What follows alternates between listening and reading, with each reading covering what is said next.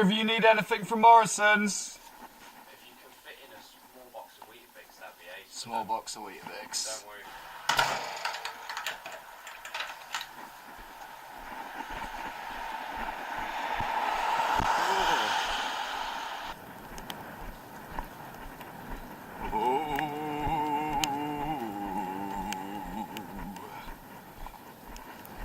Hello, ducks. Okay,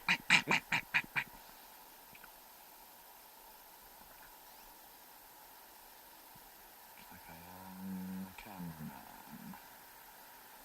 The frigid lake will be your tomb.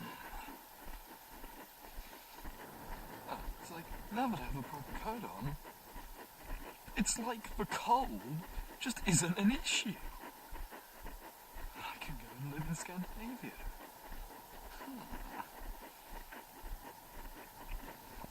Interesting.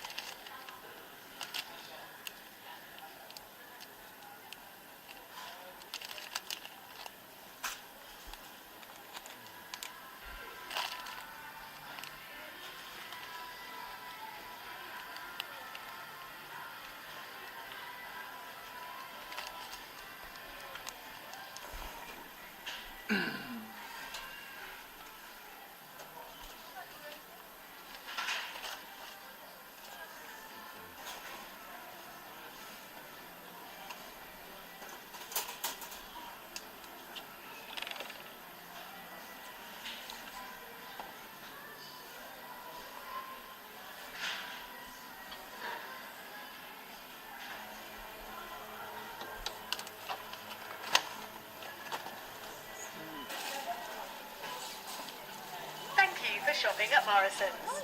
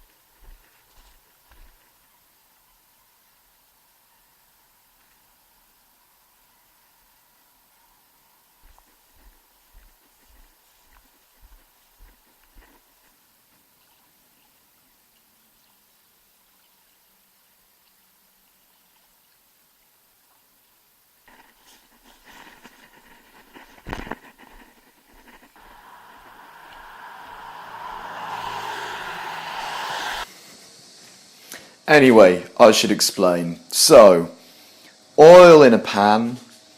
Sunflower oil's nice. Any oil, hasn't got weird stuff in it. Heat it up. Not too much. Shouldn't be smoking, but bring it to a medium heat.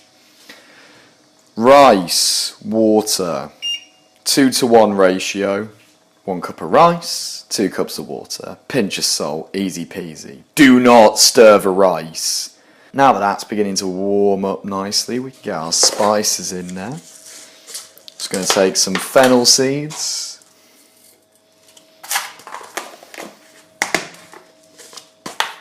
cumin,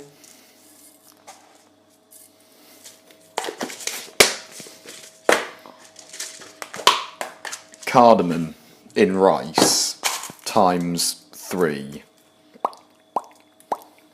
Lovely. One for luck. Black onion seeds / nigella seeds in curry. Cinnamon quill.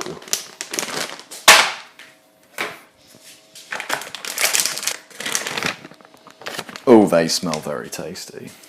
Now we don't want a whole cinnamon quill. We want like that much.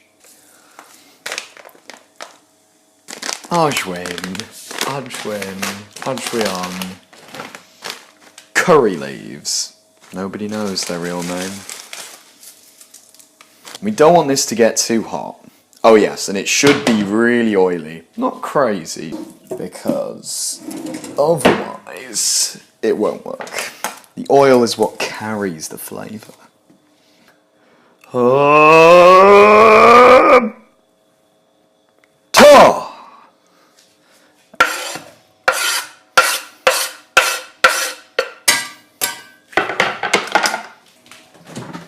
Hello me. Oh Jesus Christ. We got a problem. Houston, oh my god. Birthing a cow.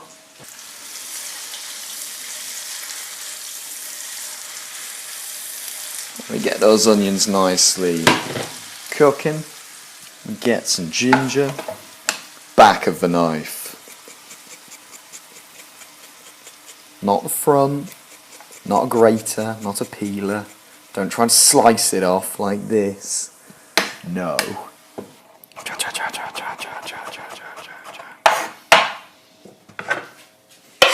Get it in the pan. Back on the heat. Use a thick bottomed pan. That way you can play this little on-off game, which is so much fun. Hit the garlic. Don't go crazy. Hit the garlic with the knife. Like this. Now you might be thinking, Rory, why is this necessary? Well, it makes the skin just fall off. Keep it with a reasonable level of chunk. Get it in your pan. Keep your stuff moving. Oh, and that smell. I'm not going to turn on the vents. I'll open the window and be brave instead. Because it's snowing outside. It's cold as f***. Alright, lovely. Let's get that off the heat again. Just look at that. Now, some of you may peel mushrooms. Or wash them, or whatever. This is bizarre and unnecessary, because food hygiene standards in the Western world, not food safety, but food hygiene standards are incredibly high. It is very, very unlikely that there is any dirt on this mushroom at all. It's probably more sterile than your knife or your hands. So peeling a mushroom, not necessary. If you're in a different country to one that irradiates food and chlorine bathes it, things like this, spoon. Then, different story. Now it's just going to absorb all that lovely, lovely flavour. Chop it, then wash it. You want to chop finely at this end because it's thick and heavy. Compost. Oh dear. Now, careful you don't overcook your spices. I think I got away with that just. They're just lovely and perfect. But much longer and they would have been screwed. Give that a quick rinse. Not for the dirt, but for the chemicals. Oh, I will have my own garden one day. Back on the heat, in with the greens. And we want those greens to soak up all those lovely flavours as well. We're going to get a big lid Bosh. Now the rice, you just want to keep an eye on it, and when the water starts to get low, that's when we'll move to the next stage.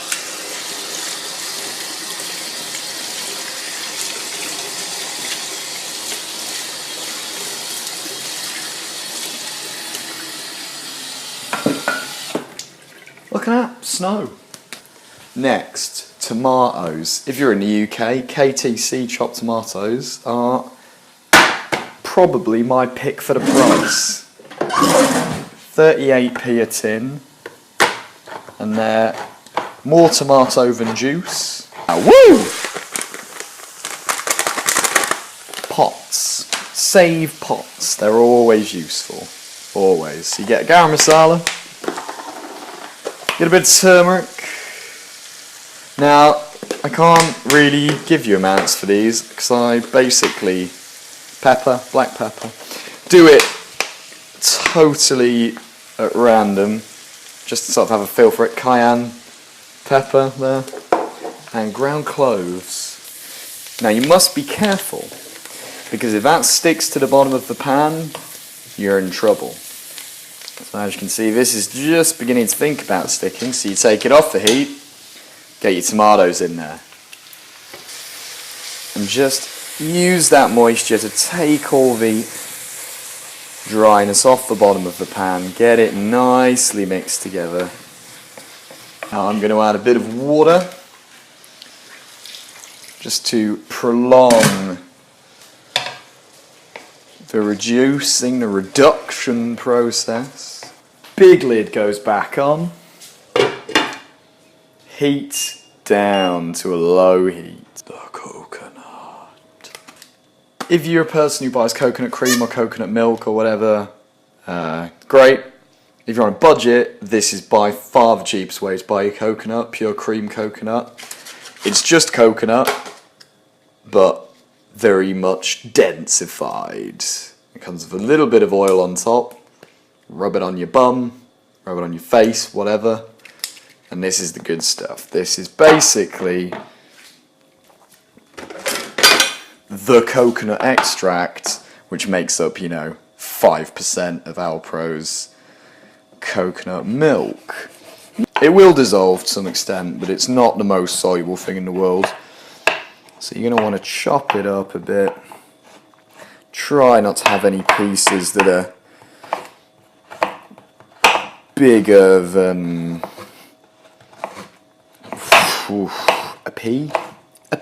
a pea-sized amount, like brushing your teeth. Check your rice by turning the pan like this, and you'll see the water will drain to the bottom there. If it does, then it can stay on a bit longer. I'm just going to turn both of these bad boys off, because the hobs will stay warm, so they'll carry on cooking. Meanwhile, to the curry, addeth the coconut. Return the lid and mix. With the lid on, that'll soften into the curry very nicely, and you'll just need to do a final stir come the end. Rice, do nothing. Just leave it for a good 5-10 minutes, and it'll be perfect, trust me. Curry, we're going to let that sit for a couple of minutes, soften the coconut, we're going to stir the coconut in, and then that too can be left. I'm going to go do some yoga. Salt to taste. That stuff on top because it's just good. The coconut is very absorbent, so make sure you got a bit of excess moisture in your curry before you add the coconut, otherwise it will turn it solid. Pop the lid on, leave them both.